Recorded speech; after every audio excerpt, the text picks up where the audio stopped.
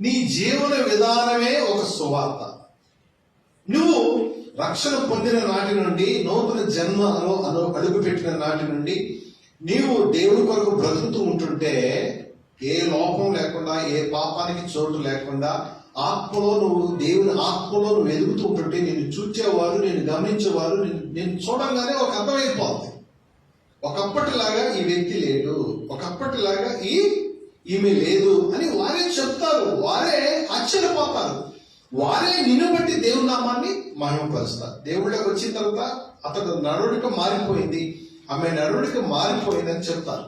ఇవాళ నిన్ను చూస్తే అది చెప్పేవారు లేరు. నిన్ను చూస్తే ఇంకా దేవుణ్ణి దూషిస్తున్నారు. ఒక క్రైస్తవుడిగా నీవు మార్పు చెందాలి.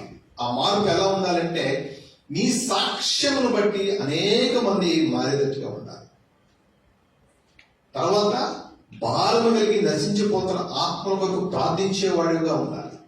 వాక్యము ధ్యానం చేస్తూ, ఆ ధ్యానం చేసిన వాక్యాన్ని నీ హృదయంలో భద్రపరుచుకుంటూ ఇరుగు పొరుగు వారికి నీ సాక్ష్యంతో పాటు సువార్త చెప్పగలగాలి. ఇవాళ నువ్వు రక్షణ పొందుతున్నానని గొప్పగా చెప్పుకుంటున్నావే కానీ మార్పు కనిపిస్తుందా? సాక్ష్యం చెప్తున్నావా? ప్రార్థన చేస్తున్నావా? వాక్యం ధ్యానం చేస్తున్నావా? ఎంతమందికి నువ్వు రక్షణ సువార్త చెప్పావు?